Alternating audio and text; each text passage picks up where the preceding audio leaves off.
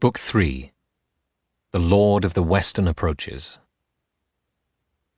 The sun rose on the flawless, brimming sea into a sky all brazen, all one brightening for gods immortal and for mortal men on ploughlands kind with grain.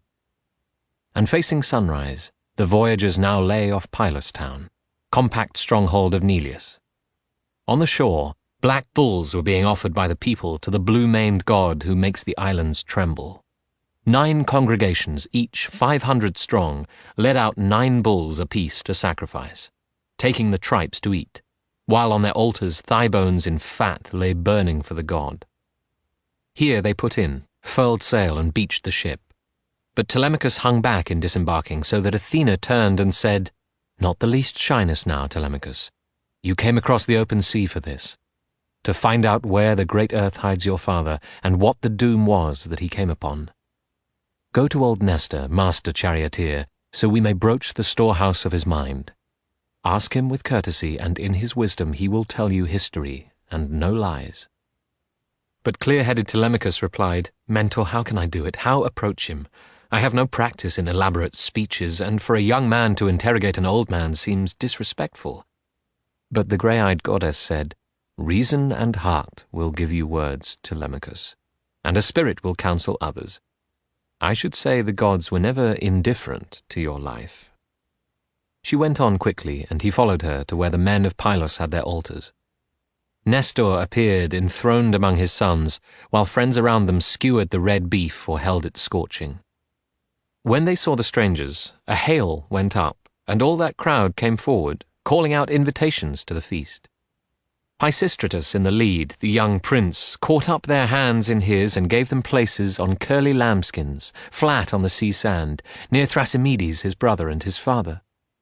He passed them bits of the food of sacrifice, and pouring wine in a golden cup, he said to Pallas Athena, daughter of Zeus, "Friend, I must ask you to invoke Poseidon. You find us at this feast kept in his honor.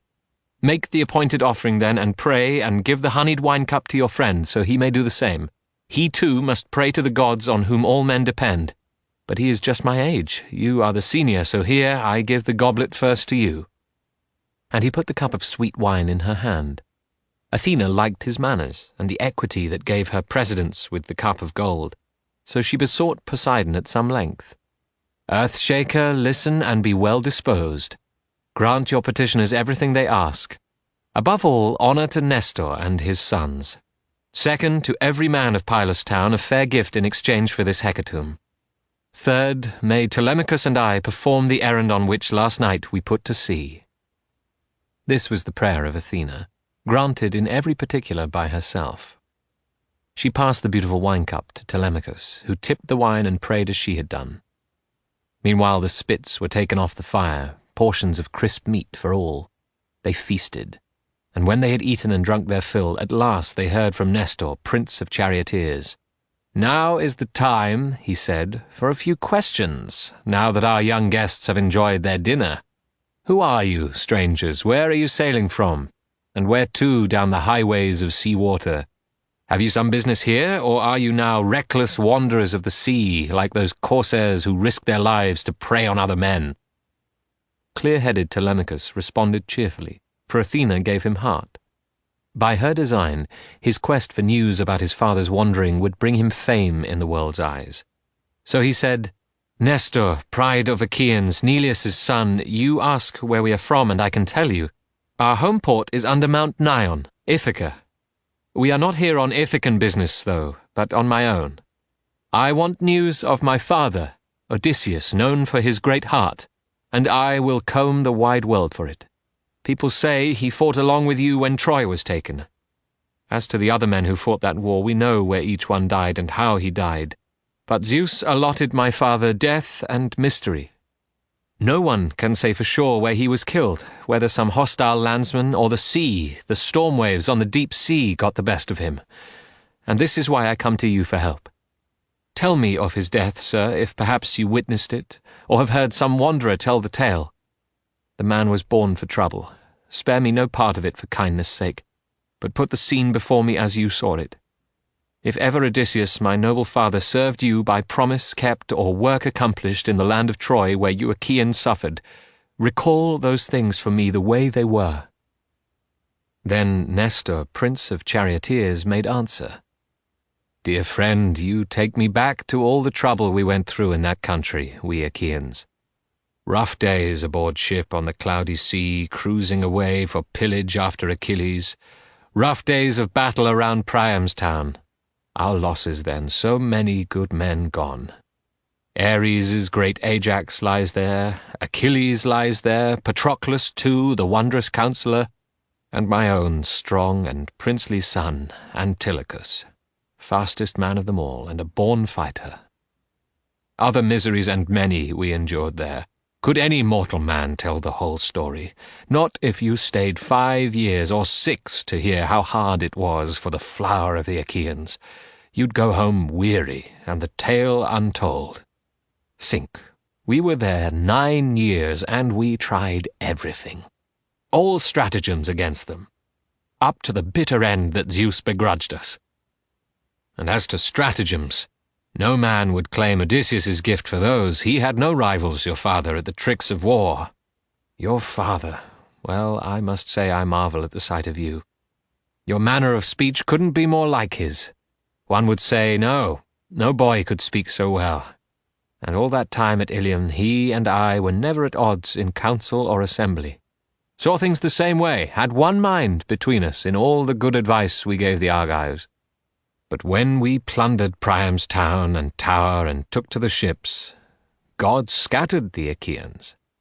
He had a mind to make homecoming hard for them, seeing they would not think straight nor behave, or some would not. So evil days came on them, and she who had been angered, Zeus's dangerous grey-eyed daughter, did it, starting a fight between the sons of Atreus. First they were fools enough to call assembly at sundown, unheard of hour. The Achaean soldiers turned out, soaked with wine, to hear talk about it from their commanders. Menelaus harangued them to get organized. Time to ride home on the sea's broad back, he said. But Agamemnon wouldn't hear of it. He wanted to hold the troops, make sacrifice, a hecatomb, something to pacify Athena's rage. Folly again to think that he could move her. Will you change the will of the everlasting gods in a night or a day's time? The two men stood there hammering at each other until the army got to its feet with a roar, and no decision, wanting it both ways. That night no one slept well, everyone cursing someone else. Here was the bane from Zeus. At dawn we dragged our ships to the lordly water, stowed aboard all our plunder and the slave women in their low hip girdles. But half the army elected to stay behind with Agamemnon as their corps commander. The other half embarked and pulled away. We made good time. The huge sea smoothed before us and held our rights when we reached Tenedos, being wild for home. But Zeus, not willing yet, now cruelly set us at odds a second time, and one lot turned, put back in the rolling ships, under command of the subtle captain Odysseus. Their notion was to please Lord Agamemnon, not I. I fled with every ship I had. I knew fate had some devilment brewing there. Diomedes roused his company and fled too, and later Menelaus, the red-haired captain, caught up with us at Lesbos while we mulled over the long sea route, unsure whether to lay our course northward of Chios, keeping the isle of Syrii off to port, or inside Chios, coasting by windy Mimas. We asked for a sign from heaven, and the sign came, to cut across the open sea to Euboea, and lose no time putting our ills behind us. The wind freshened astern, and the ships ran before the wind on paths of the deep-sea fish, making Geristus before dawn.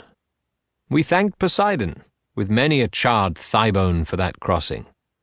On the 4th day, Diomedes' company under full sail put in at Argosport, and I held on for Pylos. The fair wind, once heaven set it blowing, never failed. So this, dear child, was how I came from Troy, and saw no more of the others, lost or saved. But you are welcome to all I've heard since then at home. I have no reason to keep it from you. The Myrmidon spear-fighters returned, they say, under the son of lion-hearted Achilles, and so did Paeus' great son, Philoctetes. Idomeneus brought his company back to Crete. The sea took not a man from him, of all who lived through the long war. And even as far away as Ithaca you've heard of Agamemnon, how he came home, how Aegisthus waited to destroy him, but paid a bitter price for it in the end. That is a good thing now for a man to leave a son behind him, like the son who punished Odysseus for the murder of his great father. You too are tall and well set up, I see. Be brave, you too, so men in times to come will speak well of you." Then Telemachus said, "Nestor, pride of Achaeans, Neleus' son, that was revenge, and far and wide the Achaeans will tell the tale in song for generations. I wish the gods would buckle his arms on me. I'd be revenged for outrage on my insidious and brazen enemies. But no such happy lot was given to me or to my father. Still I must hold fast." To this Lord Nestor of Gerenia said, "My dear young friend, now that you speak of it, I hear a crowd of suitors for your mother lives with you uninvited, making trouble. Now tell me how you take this. Do the people side against you, hearkening to some oracle?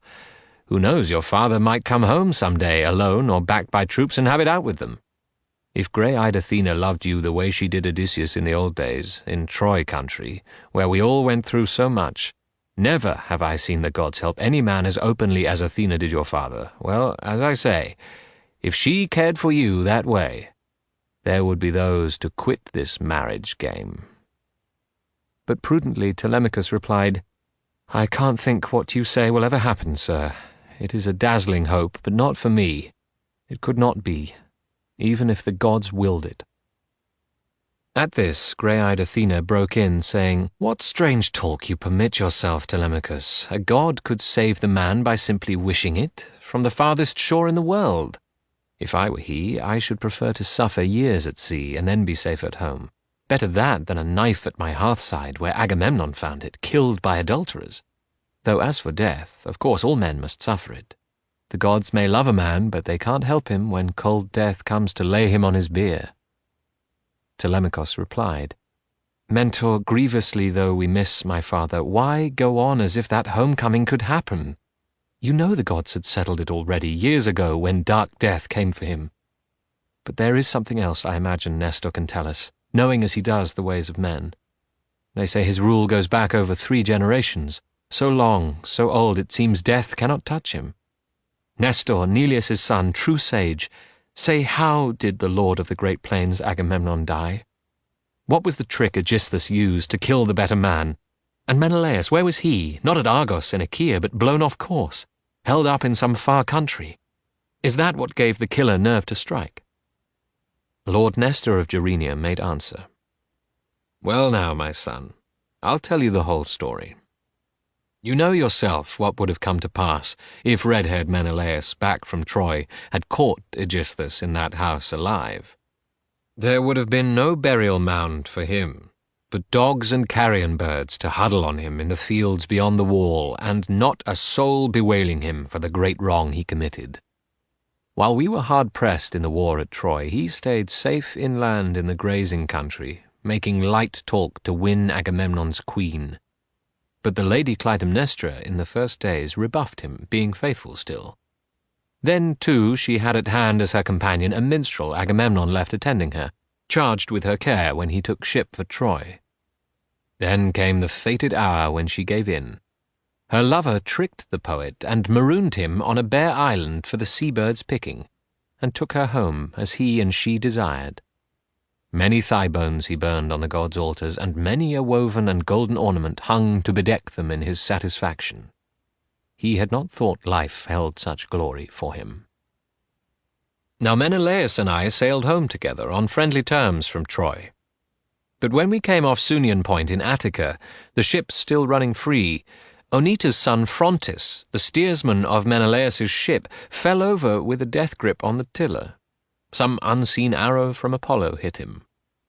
No man handled a ship better than he did, in a high wind and sea. So Menelaus put down his longing to get on and landed to give this man full honor in funeral. His own luck turned then. Out on the wine-dark sea, in the murmuring hulls again, he made Cape Malea. But Zeus, who views the wide world, sent a gloom over the ocean, and a howling gale came on with seas increasing, mountainous, parting the ships and driving half toward Crete, where the Sidonians live by Iardanus River. Off Gortyn's coastline, in the misty sea there, a reef, A razorback cuts through the water, and every westerly piles up a pounding surf along the left side, going toward Phaestus. Big seas buffeted back by the narrow stone. They were blown here and fought in vain for sea room. The ships kept going into their destruction, slammed on the reef. The crews were saved. But now those 5 that weathered it got off to southward, taken by wind and current on to Egypt. And there Menelaus stayed. He made a fortune in sea traffic among those distant races, but while he did so, the foul crime was planned and carried out in Argos by Aegisthus, who ruled over golden Mycenae 7 years. 7 long years, with Agamemnon dead, he held the people down before the vengeance. But in the 8th year, back from exile in Attica, Orestes killed the snake who killed his father. He gave his hateful mother and her soft man a tomb together, and proclaimed the funeral day a festal day for all the Argive people. That day, Lord Menelaus of the great war cry made port with all the gold his ships could carry, and this should give you pause, my son. Don't stay too long away from home, leaving your treasure there and brazen suitors near. They'll squander all you have or take it from you. And then how will your journey serve? I urge you, though, to call on Menelaus, he being but lately home from distant parts in the wide world. A man could well despair of getting home at all if the winds blew him over the great South Sea. That weary waste, even the wintering birds delay 1 winter more before the northward crossing. Well, take your ship and crew and go by water, or if you'd rather go by land, here are horses, a car, and my own sons for company, as far as the ancient land of Lacedaemon and Menelaus, the red-haired captain there. Ask him with courtesy, and in his wisdom he will tell you history and no lies."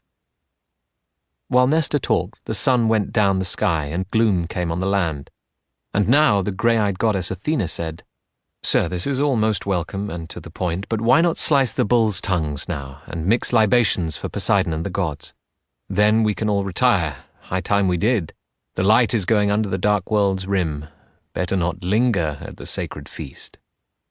When Zeus's daughter spoke, they turned to listen, and soon the squires brought water for their hands, while stewards filled the wine bowls and poured out a fresh cup full for every man.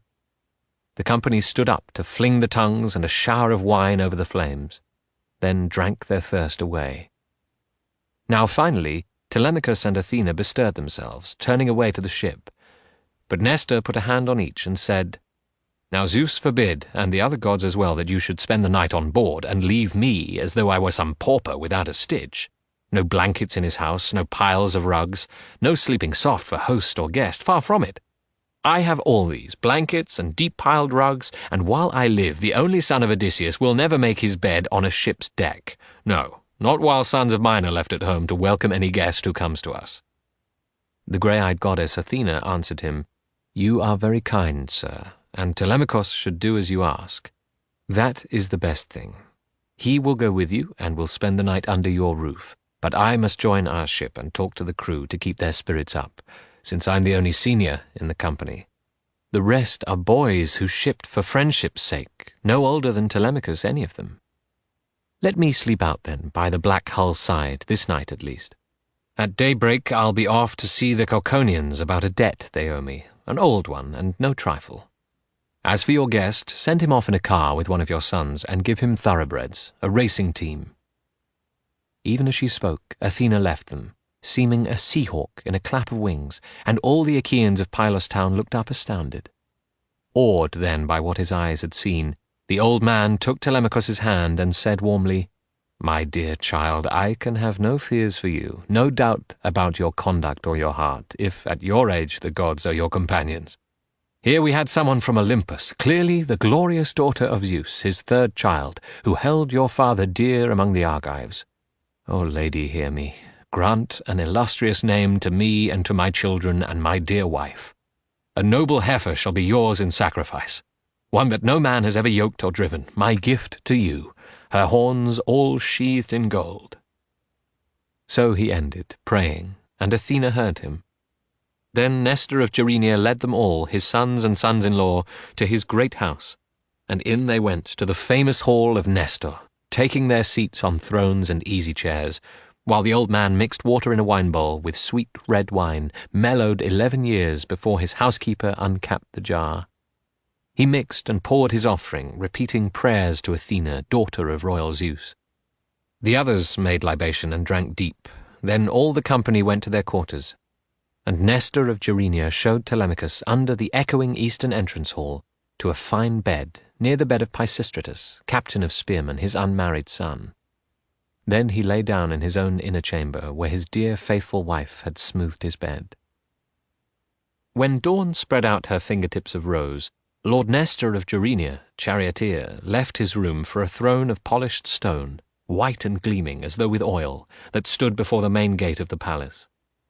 Neleus here had sat before him, masterful in kingship, Neleus, long ago a prey to death, gone down to the night of the underworld. So Nestor held his throne and sceptre now, lord of the western approaches to Achaea. And presently his sons came out to join him, leaving the palace, Echephron and Stratius, Perseus and Aretus and Thrasymedes, and after them the prince Pisistratus, bringing Telemachus along with him. Seeing all present, the old Lord Nestor said, "Dear sons, here is my wish, and do it briskly to please the gods. Athena, first of all, my guest in daylight at our holy feast. One of you must go for a young heifer and have the cowherd lead her from the pasture. Another call on Lord Telemachus' ship to invite his crewmen, leaving 2 behind. And someone else again send for the goldsmith Laerces to gild the horns. The rest stay here together. Tell the servants a ritual feast will be prepared in hall. Tell them to bring seats, firewood, and fresh water." Before he finished, they were about these errands.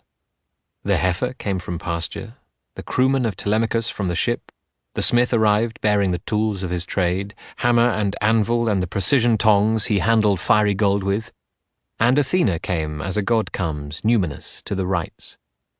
The smith now gloved each horn in a pure foil beaten out of the gold that Nestor gave him, a glory and delight for the goddess's eyes. While Echephron and Stratius held the horns, Aretus brought clear lustral water in a bowl quivering with fresh-cut flowers, a basket of barley in his other hand. Thrasymedes, who could stand his ground in war, stood ready with a sharp 2-bladed axe for the stroke of sacrifice, and Perseus held a bowl for the blood. And now Nestor, strewing the barley grains and water drops, pronounced his invocation to Athena, and burned a pinch of bristles from the victim. When prayers were said and all the grain was scattered, great-hearted Thrasymedes in a flash swung the axe, at one blow cutting through the neck tendons. The heifer's spirit failed. Then all the women gave a wail of joy, daughters, daughters-in-law, and the lady Eurydice, Clymenus' eldest daughter. But the men still held the heifer, shored her up from the wide earth where the living go their ways, until Pisistratus cut her throat across, the black blood ran, and life ebbed from her marrow. The carcass now sank down, and they disjointed shoulder and thigh bone, wrapping them in fat, 2 layers folded with raw strips of flesh. These offerings Nestor burned on the split wood fire and moistened with red wine. His sons took up 5 tined forks in their hands, while the altar flame ate through the bones and bits of tripe went round. Then came the carving of the quarters, and they spitted morsels of lean meat on the long sharp tines, and broiled them at arm's length upon the fire. Polycaste, a fair girl, Nestor's youngest, had meanwhile given a bath to Telemachus, bathing him first, then rubbing him with oil. She held fine clothes and a cloak to put around him, when he came godlike from the bathing place. Then out he went to take his place with Nestor. When the best cuts were broiled and off the spits, they all sat down to banquet.